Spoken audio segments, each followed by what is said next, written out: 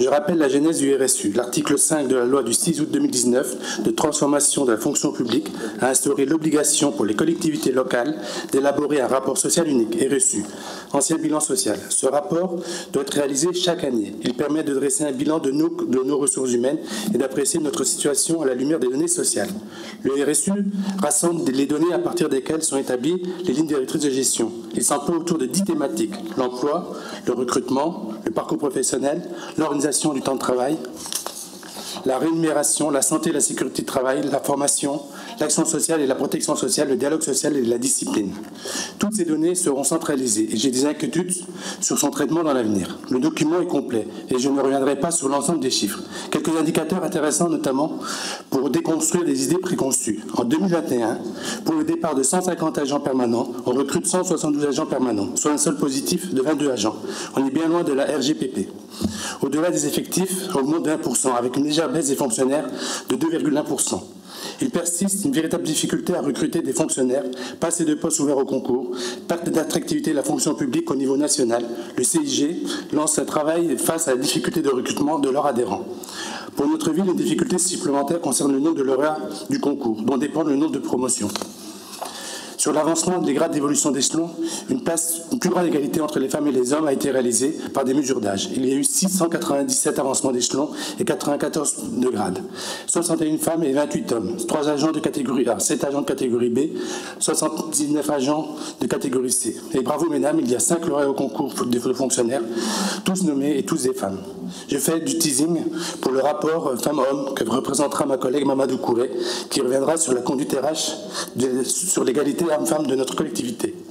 Un focus sur le travail des personnes en situation de handicap. Notre ville emploie 169 travailleurs et travailleuses en situation de handicap permanent et pratiquement tous en catégorie C.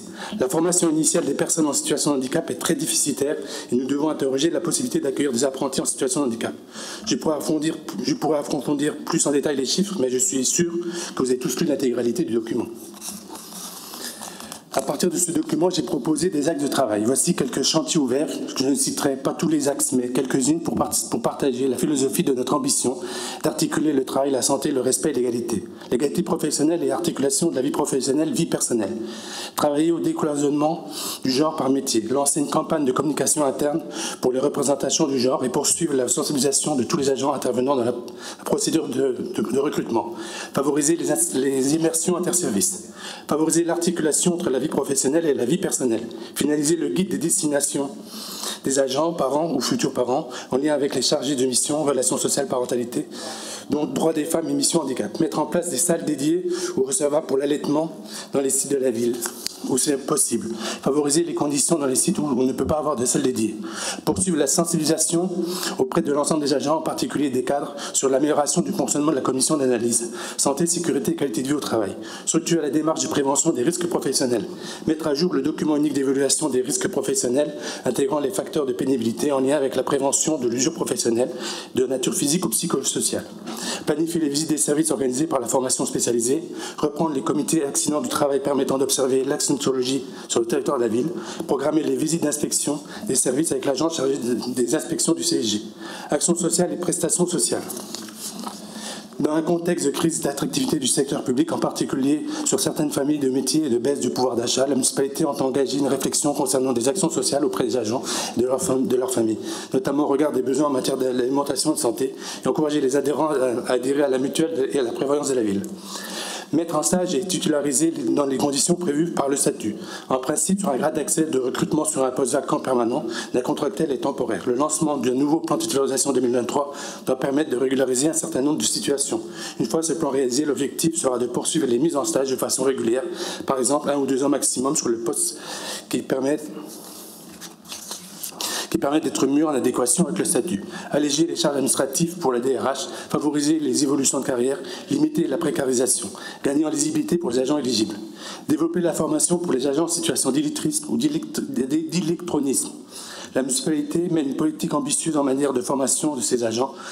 Son attention se porte notamment sur les agents de catégorie C, en particulier ceux ayant par le niveau requis pour intégrer le dispositif C. La migration de la collectivité vers Office 365 pourrait représenter l'opportunité d'aller plus loin dans l'accompagnement des agents en difficulté importante avec des outils informatiques. De même, l'installation d'un Forum Lab dans le cadre du projet Altaïs 2 permettrait de renforcer la capacité de la formation de la collectivité.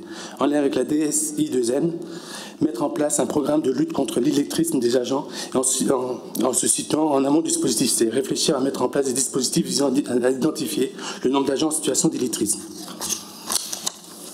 Proposer des outils d'évaluation permettant de détecter les situations d'illettrisme et de valoriser des compétences transversales. Accompagner au développement de compétences sur les savoirs professionnels transversaux pour favoriser la formation, les préparations au concours, les examens et ainsi permettre le développement de carrières et de rémunération. Faire évoluer les dispositifs en intégrant la sensibilité aux outils bureautiques dans le cadre du déploiement des nouveaux outils numériques M365. Pour cela, un nouveau rapport de force doit être créé avec le CNFPT pour que celle-ci crée plus de formations. Le travail est devant nous pour construire un service public respectueux des agents et des usagers. Je vous remercie. Je me félicite que, par exemple, à fonction identique, l'écart salarial, notamment, soit pratiquement réduit à zéro. Et c'est quelque chose sur lequel, naturellement, comme sur d'autres points, il faut à la fois se féliciter et ne pas relâcher notre mobilisation.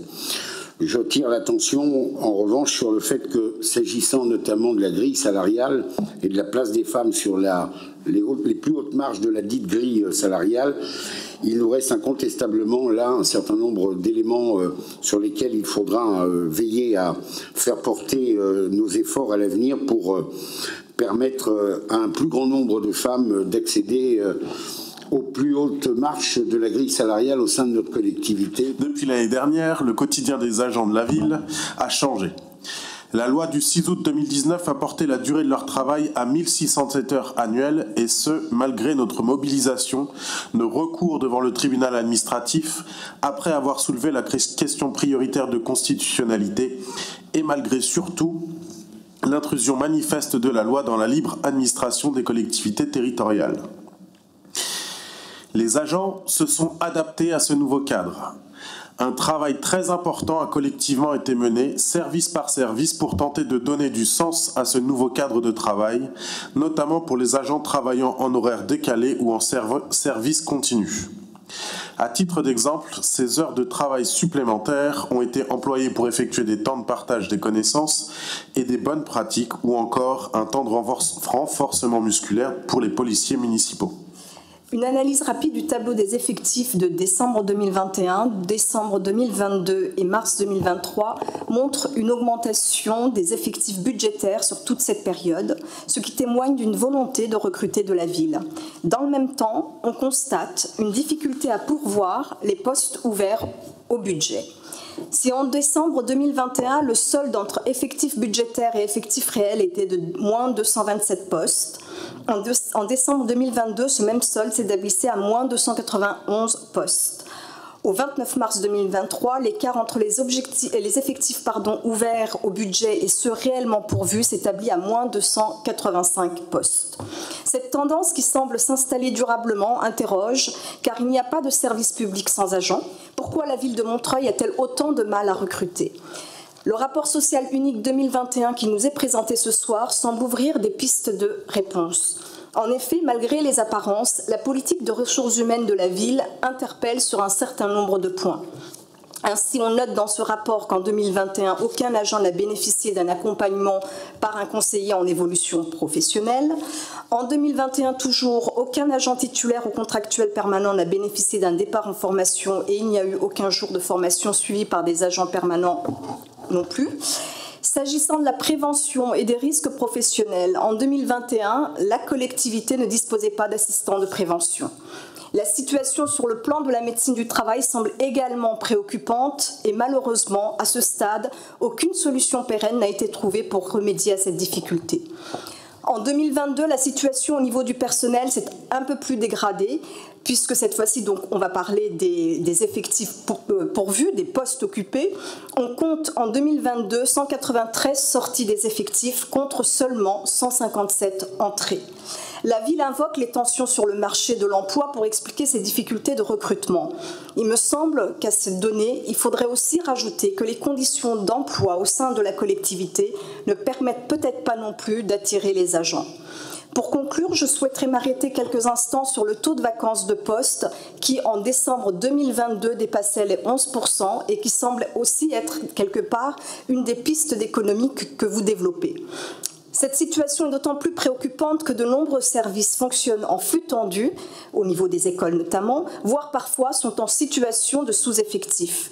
Politiquement, Monsieur le maire, vous pouvez, avec votre majorité, en disant que malgré les difficultés financières, la municipalité n'a pas réduit formellement le périmètre du service public, vous pouvez l'affirmer, il n'y a pas de souci.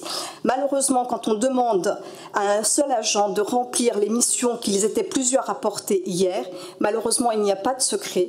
C'est dans les faits le périmètre du service public qui est réduit et parallèlement, cela donc provoque une dégradation des conditions de travail. Je conclurai donc mon propos en soulignant que manifestement, en matière de ressources humaines aussi, l'écart est grand entre les intentions affichées par cette majorité et les actes qu'elle pose au quotidien. Par rapport à la formation, en fait, les données ne sont pas consolidées dans le tableau, ce que j'ai indiqué tout à l'heure dans la présentation du rapport. Donc, il ne faut pas prendre en compte les données, en tout cas, qui ne sont pas renseignées, parce que les services avaient du retard. Donc là-dessus, il faut qu'on se rassure. Il s'est passé des choses en formation. On aura le temps d'y revenir plus tard. Et sur les postes vacants, il faut faire attention. Il n'y a pas 220 postes vacants à la mairie de Montreuil. Ça se verrait sur le budget de la ville, globalement. Donc voilà, c'est vraiment des photographies à un instant T. Donc ça dépend des recrutements, des départs, et ainsi de suite. Et des postes qui sont vacants, par contre, des fois depuis des années, puisque la fonction a carrément disparu. Donc voilà. Donc là, ne prenons pas les chiffres aussi bruts. Et ça demande une analyse bien plus complète. Excusez-moi, mais si on peut même plus se fier aux documents qui nous sont transmis pour travailler nos dossiers, c'est inquiétant quand même au niveau de la ville et de la façon que vous avez de la gérer. Hein. Et si à un moment donné des postes ne sont plus utiles, il faut les enlever des effectifs budgétaires, justement pour que nous puissions nous baser sur de la réalité, du concret.